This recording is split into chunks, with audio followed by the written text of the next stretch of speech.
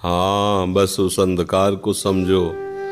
कहीं सांसारिक मित्र को, सांसारिक भोगों को, इनको प्रकाश मत समझ लेना।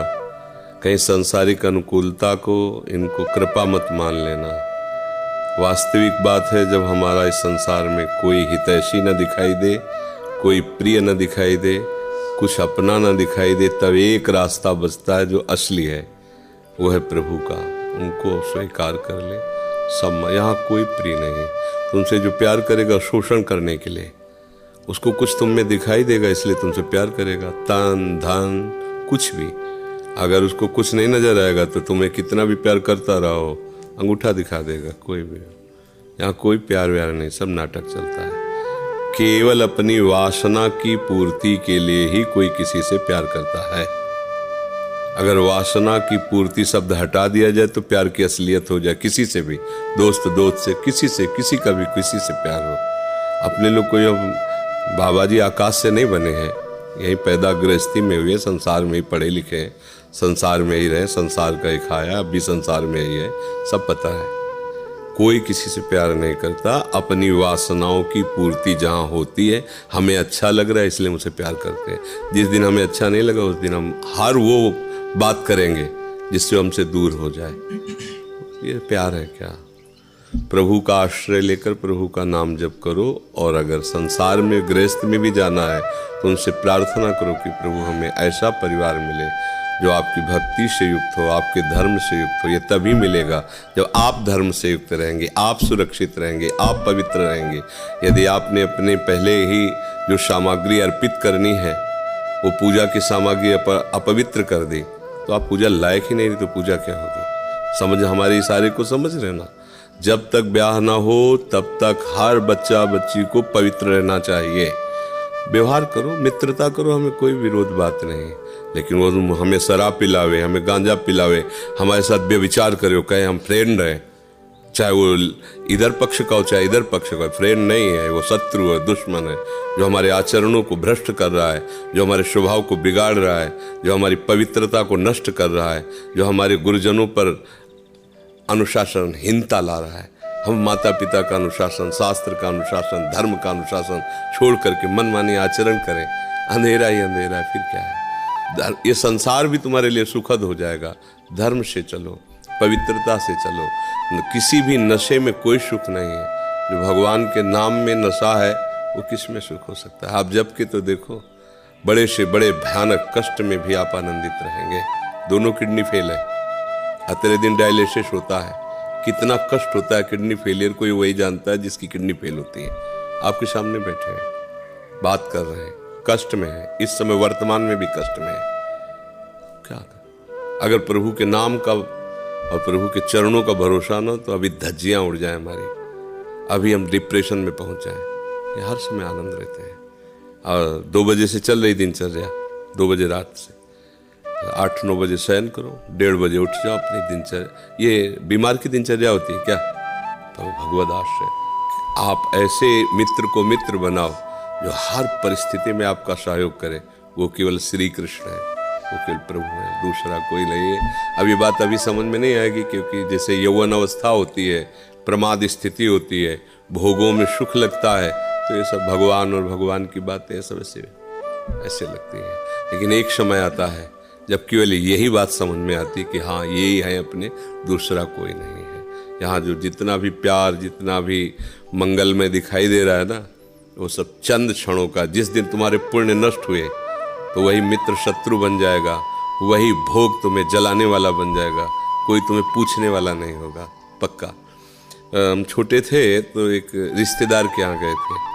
गर्मियों की छुट्टी में बच्चे जाते हैं ना अपने संबंधियों के यहाँ, 1 महीना की छुट्टी होती है, तो वही घूमने का अवसर मिलता है, तो परिवार के सदस्य जन छूट दे देते हैं, बहन के यहाँ, मौसी के यहाँ, मामा के, ऐसे।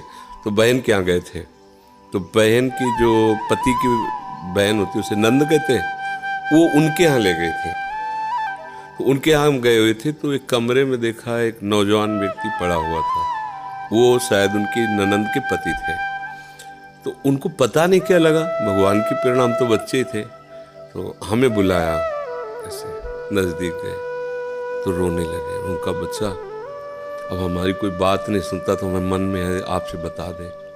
तो शायद हमें भगवान उदाहरण देना चाहते होंगे, इसीलिए सुनवाया होगा, नहीं तो बच्चा थे, उनका कोई सपोर्ट तो कर ही नहीं सकते थे।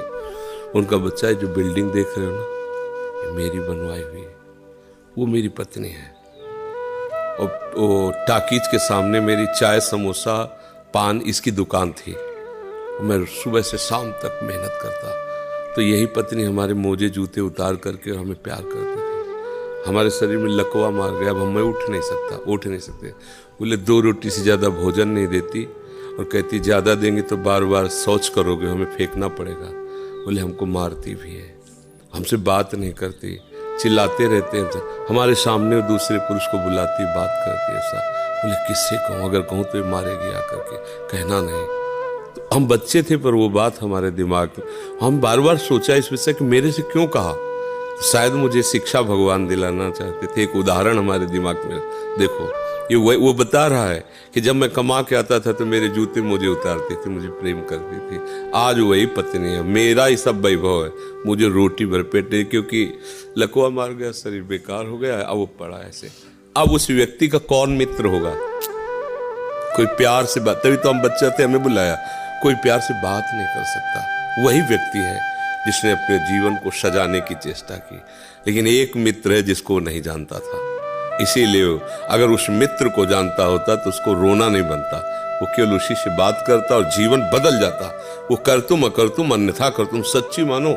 हमें डॉक्टर ने कहा था आज के कम से कम 17 वर्ष पहले, दिल्ली के थे, सब जांच की, उनका बाबा तुम संत हो इसलिए तुमसे कोई छुपाव नहीं है, तुम्हारा कोई घर का नहीं कि जिससे मैं बता सकूं, तुम्ही से डायरेक्ट कह रहा हूं। 2-2.5 वर्ष, आखिरी 5 वर्ष, ये किडनी खत्म और आप मर जाओगे। तो इसलिए बता रहे हैं कि आप भजन कर लो बस 2-2.5 वर्ष। और हमने भी ठान लिया था कि हाँ ठीक है, ऐसा है।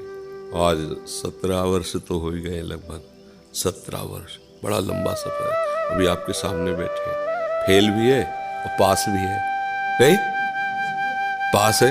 देखो जो दिनचर्या हमें चाहिए वो हमारे शरीर कर रहा है, तो हम पास है। और फेल इसलिए कि संसार की दृष्टि से वो किडनी फेल है। अगर भगवान का भरोसा ना होता तो सोचो आज हम कितने परेशान होते, शरीर को लेकर, पैसे को लेकर, कितना खर्चा, कैसी दवाइयाँ, कहाँ से डॉक्टर कहाँ लाते, क्या कुछ नहीं करना होता। वो अपने आप डॉक्टर रो करके कहते कि मेरी सेवा मत छीनना। बैठे हैं हजारों कोस दूर और रोज संपर्क, महाराज जी की क्या इस समय स्थिति है, अच्छा ये दवा दे देना, अच्छा आप ऐसा कर दे। तो हम देखते किसका दुलार है, जिनको 1000 रुपया दे के समय लिया जाता है, वो फिर बात करते हैं, वो भी अपने ढंग से। आश्चर्य की बात, वो डॉक्टर, उसे दुनिया से क्या मतलब, रुपये से मतलब है। लेकिन श्री जी, ये है प्रभु का प्रताप। हर व्यवस्था कैसी तुम्हें बताया, जब हम उनकी तरफ देखते हैं तो हजारों हाथों से दुलार करते नजर आ रहे हैं, हजारों हाथों से प्यार करते नजर आ रहे हैं। ये कैसे चलता है? अब हमें कुछ किसी से मांगना नहीं, किसी से कुछ कहला नहीं, अपने आप सब व्यवस्था होती।